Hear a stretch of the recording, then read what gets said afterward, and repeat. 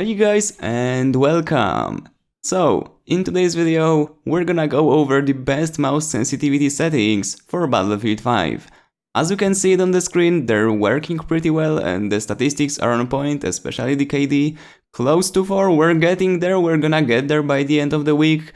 So, yeah, we're essentially gonna go through all of the configuration that you can do for your mouse to maximize your in-game performance.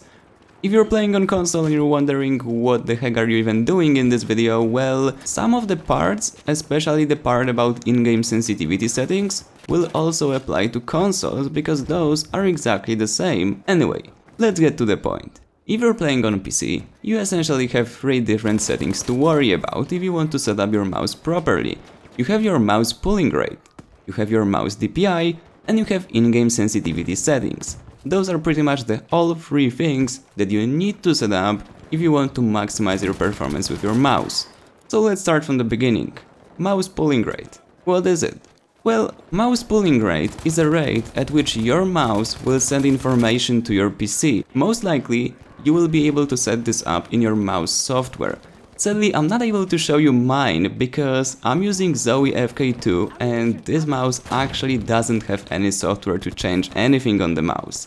Instead, I have to do all of it manually on the mouse. But if you're using Razer, you probably have Razer Synapse. If you're using Logitech mouse, you probably have Logitech gaming software, and there you can configure your mouse pulling rate. You will have a couple of different options. Most likely it will be 1000 Hz, 500 Hz and 250 Hz. I personally recommend you go with 1000 Hz if you can and your mouse supports it, because realistically, in all of the new hardware that came out in the past 3 to 4 years, 1000 mouse pulling rate isn't really a problem. However, if you notice some weird movement or pixel skipping on your mouse, you can drop it down to 500 Hz, there is really no big downside here.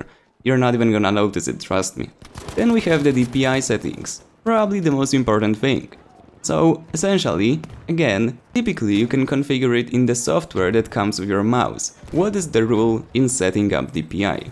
Well, essentially the first thing you should know is what is the native sensitivity of the sensor in your mouse. This is quite important, because the general rule of setting up sensitivity is that you should either go with the native sensor sensitivity, which typically is 400 dpi, or multiply this number by a full number. I'm not sure if what I just said actually made sense, but let me give you an example. Let's say the default DPI of your sensor, the native one, is 400 dpi. If you want to increase it, you should multiply it by a full number, let's say 2. You multiply 400 by 2 and you get 800 dpi. You multiply it by 3, you get 1200 dpi. And the list goes on, you guys know how mathematics work. Also at the same time, I really don't recommend you set your mouse DPI above 2000 because while yes, there is tons of mouses that actually can do it and most of them go to like 3000, 4000, even 8000.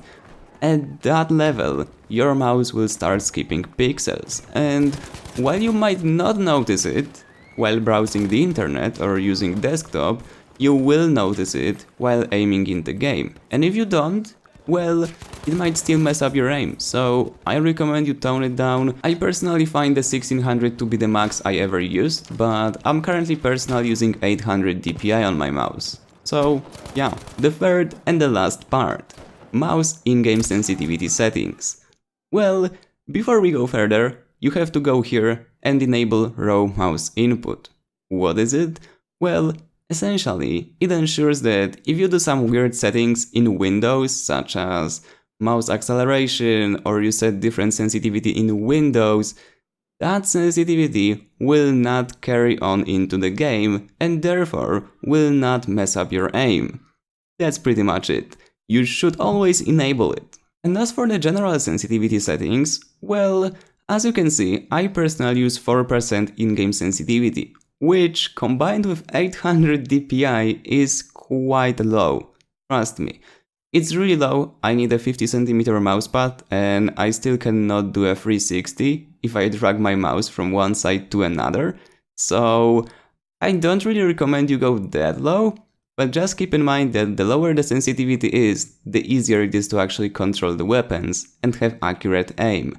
However, if you want to go higher with the sensitivity, there is nothing stopping you and you can freely do it. If you played some games before Battlefield 5, and I suppose majority of you guys did, make sure to set the same sensitivity you used in those games to the one that you use in Battlefield 5 so that you can use the muscle memory you already developed in the other game. Below, we have the soldier zoom sensitivity. That's the sensitivity that you will get while aiming down the sights of your weapon.